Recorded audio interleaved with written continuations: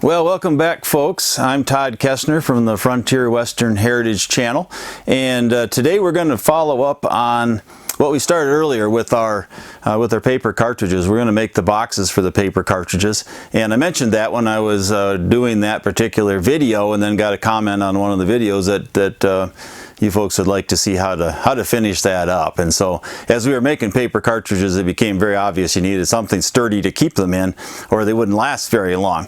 And when it was all said and done, you'd end up with a nice wrapped cartridge box, much like you would have received in the Civil War era or even beyond from there. And so it's a wooden box covered with paper with the label on it that tells you what's in the box. There are several ways to do this. One is just to drill holes in a box and have a paper top and paste that paper together with the label on the front. And that certainly works, and that's authentic. People are always concerned about being as authentic as possible. This is one way that it was done.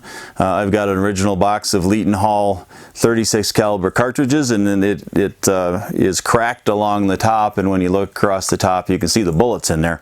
And so I know there's no lid on that one. So it's just paper that covers that up. Your cartridges went down inside, wrapped it up. Another way of doing it, depending on the company, is to have a lid, and the hinge is nothing more than a piece of cotton muslin, and the box is cut out of pine, and then I've got 644 caliber paper cartridges down in here, and they look a little different because these are the ones that we lubed in an earlier video this winter, and so they still have the bullet lube on them. I like this particular design. Both of them are authentic. Every company had its own way of doing it. A lot of companies had multiple ways of putting together the cartridges depending on the caliber and the gun that they were going to be used for. So we're going to try to make a box just like this one that has a lid, holds 6 of the 44 caliber cartridges, covers up, has that cotton muslin hinge on the back, and then we're going to make a label, and we're going to go ahead and wrap these up so they're a finished product that you can take to the range and kind of show off. Well, the box we're going to work on is going to be 1 3/4 inches by 4 inches long. And the first step is just take a scrap of wood that you've got and cut a 1/4 inch strip, and that's going to be the very top lid of the box. So I had a relatively small scrap, and so what I did is rather than trying to cut right up against the fence without a whole lot of room here, I've set the fence up so that what I've got left when I'm done on the outside edge here is a 1/4 inch strip. So I'm going to go ahead and rip this.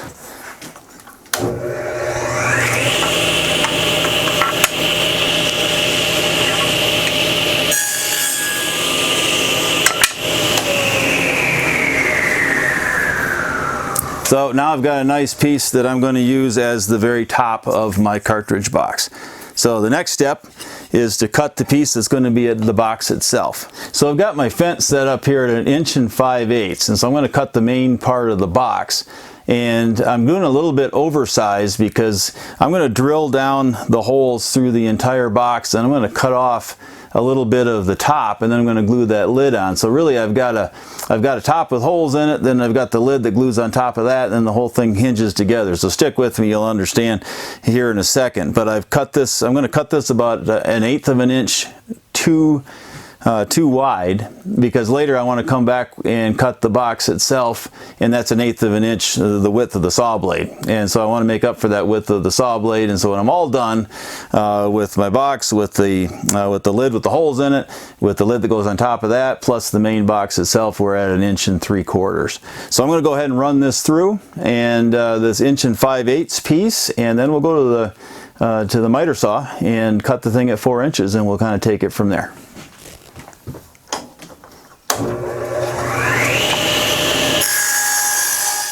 Alright, so I've got my 1 5/8 inches piece here, this 3/4 inch pine. This is going to be the main part of the cartridge box. I'm going to cut it off at 4 inches, which is the length that we're looking for a 44 caliber that would hold 6 cartridges. So I want the length long enough to be able to drill 6 holes in this. So I'm going to go ahead and cut this off. I got my jig set up at 4 inches. So I've got my wooden block inside of my crisscross vise here on the drill press, and I've got a 1/2-inch Forstner bit, which makes a nice square hole at the bottom, square-sided hole at the bottom.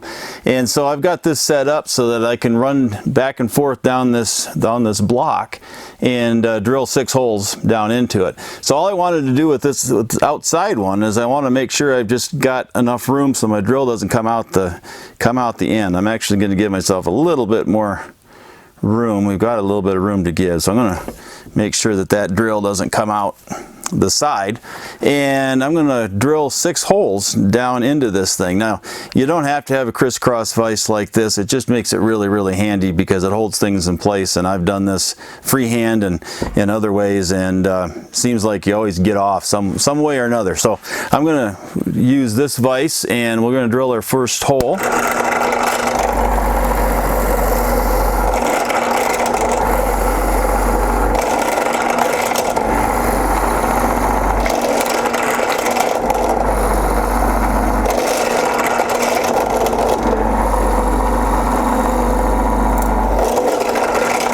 To my stopper, and I've got the depth already set. So now what I'm going to do, and the one thing that is really nice about this particular vise is that I've got a scale right here on the handle, and so I've already predetermined that if I go 5 rotations of this handle, it's going to move me to where the next hole has to be. So if I'm going to pull this thing back, I'm going to go 1, back to my 0, 2, 3, 4, and 5, and I can drill my next hole, and that should be right in the right place.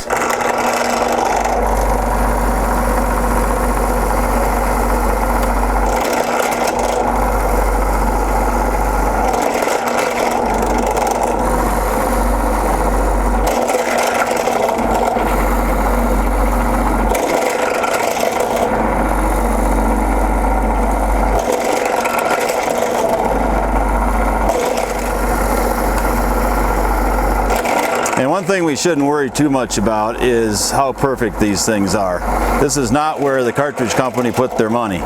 They just drilled 6 holes, dropped the cartridges in there, and basically what you did is you opened them up, put them in your percussion revolver, and threw the box away. So very cheap wood. A lot of poplar wood was used and not entirely precise. So I've got 6 holes in this block of wood, so we're ready to go to the next step. And just wanted to talk just a minute about authenticity. This is a 3/4 inch piece of pine. Now some folks would say, well, they didn't use them that thick, they used 5/8 or whatever. You know, and it depended on the company. They made them any different way that they wanted to, and whatever worked for them and went the fastest.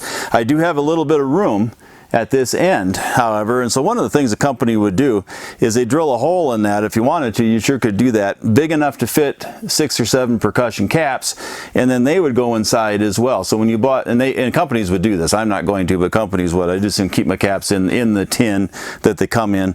But if I wanted to make it exactly like the Civil War or Old West cartridges, you could drill a hole in there, put 7 percussion caps in there. You always had one extra in case you dropped one, and then wrap the whole thing up. And then when you got your cartridges, the way you really would have received them in that Old West period is you would have had the 6 cartridges and 7 percussion caps in here as well.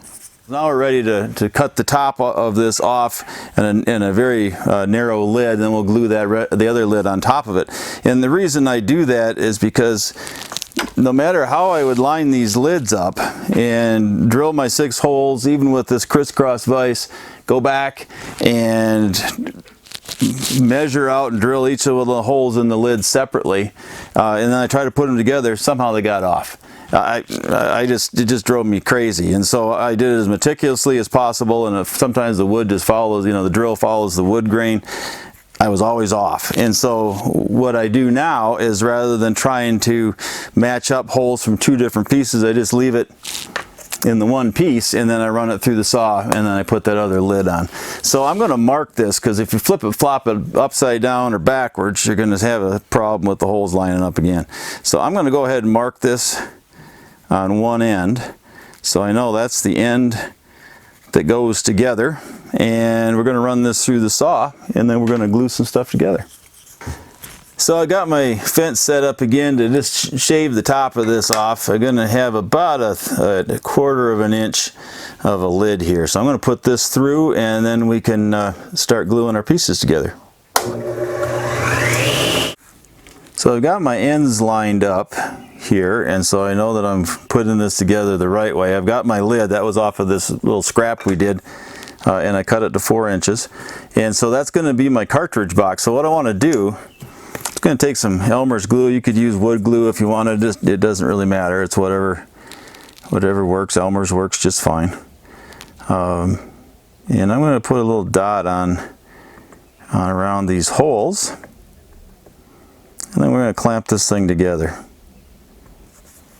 And again, the reason I like to go down through the top and then cut a 1/4 inch piece off for the lid is just so that those holes line up and you won't drive yourself half crazy trying to get those right from 2 separate pieces. Of course, I don't want to glue my lid on. I just want to glue this top piece onto the lid, and then I can just put a clamp on it.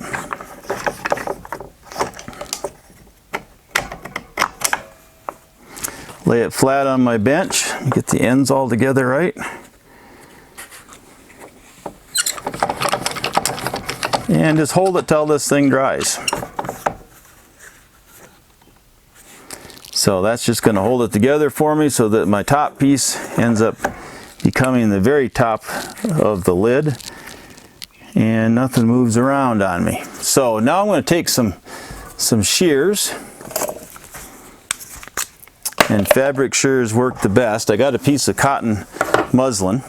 This will probably do, I don't know how many boxes, but I cut a piece off of it that I can put on the back of my cartridge box. And this is going to be my hinge. And if we're a little bit off, and when you start spreading this thing around with glue under it, it does stretch the cotton piece. And if you need to, you can always, when we're done, when everything's dried, you can go back with the shears and cut any pieces off that are hanging over the edge. So I'm going to put a bead right on that joint between the lid with the holes in it and the very top lid, and a couple of beads right down below. And we're going to put our cotton hinge, muslin hinge, right on top. And then I'm going to go ahead and let that glue work up into the fabric a little bit and spread this thing nice and flat, give us a good tight seal. There.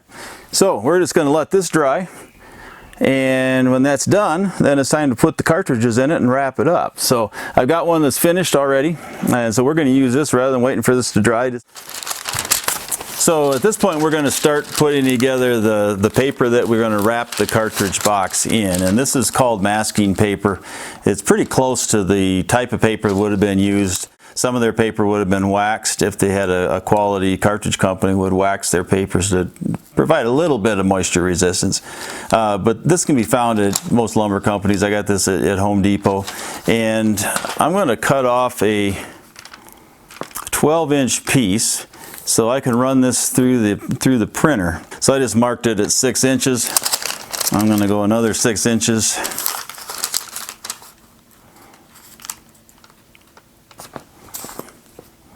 To give me my foot. And I'm going to bring her out here.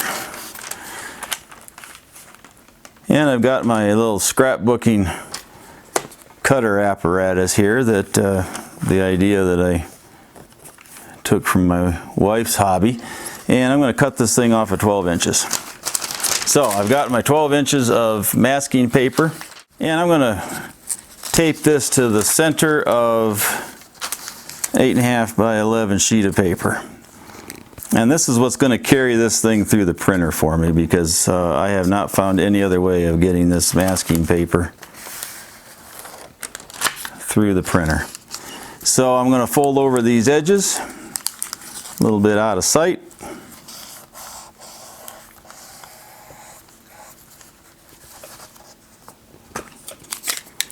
And just tape them down. Get this other side down.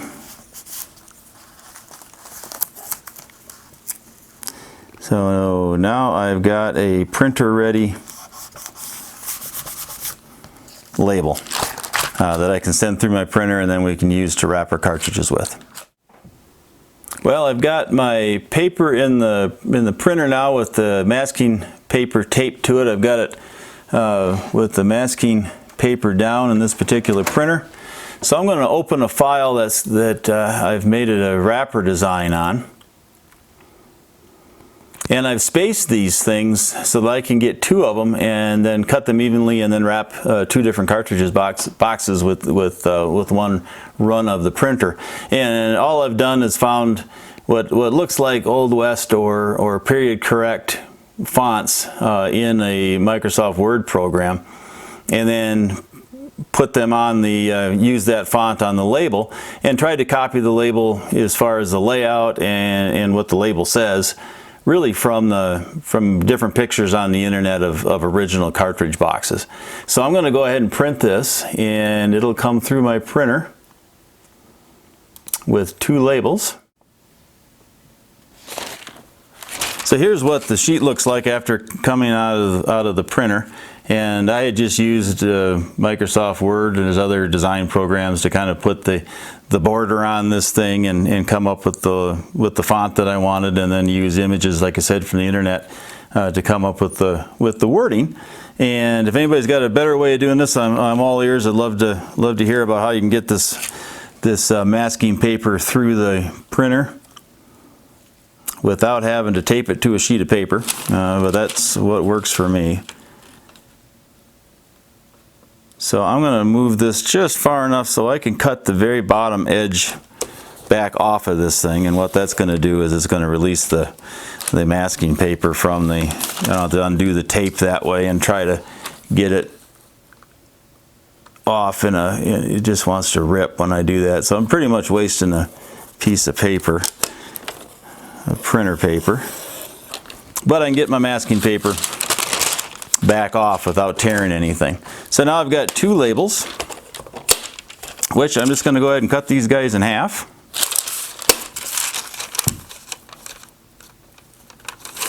Right at my 6-inch mark that I had made when I was measuring 12 inches. Get that lined up, and I will have 2 labels here shortly. Couple of different period correct ways of doing this. One is just what I've done. They would have had labels printed. It would have obviously been a printing press, and that'd be really cool if they had a printing press and could set up the type and be able to do this with a press. That would be pretty neat. So they'd print them right on the masking paper itself, the wrapping paper. Other times they would wrap them and then just print a separate label and paste that on. And that's authentic as well. It just depended on the company and how they did their operation. This is another handy little jig to have, so I can this is exactly the same size as my cartridge boxes, and just several pieces of pine scrap that I screwed together. And that way I can set this down pretty evenly where I want it, down inside of this folding frame. And then I can put my box of cartridges right down inside there. Makes it a lot easier to be able to glue this whole thing together and have a nice seam and not having things slide around and get away from you. But before we get into the final wrapping stage here, I'm going to grab a piece of twine, and we want this long enough that we can wrap around the box. So I've cut my opening string here, and this is so that I am able to tear this cartridge box open very easily, particularly for military use. You could just grab this string and rip the paper off and you'd be in your box in no time at all. If I can get that darn end to stay put long enough to get into the jig. And then I can get my label down into this jig, and I'll get my cartridge box on top of that. And I'm going to put a line of glue stick right on that so I can get my paper to reach down here. Wrap that up. And I'll pull that out of my jig. And then I just wrap the ends of it. I'm going to start on this end down here where I don't have to worry about the string for right now. And we're just going to wrap this thing just like we're wrapping a present. Get these ends wrapped around. And I'm going to get this end wrapped around.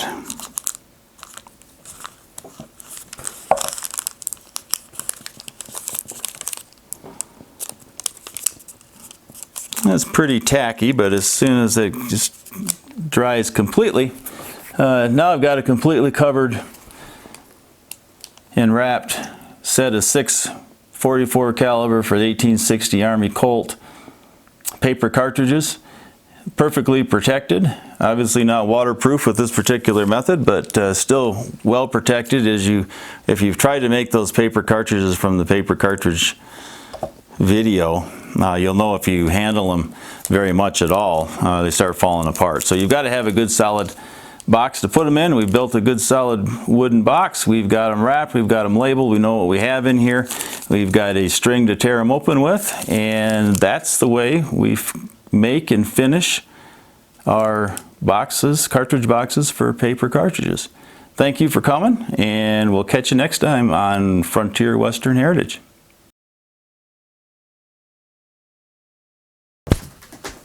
Darn this thing. This clippy thing is worthless. So I don't know where I was though. You ready? Yeah, here. Going.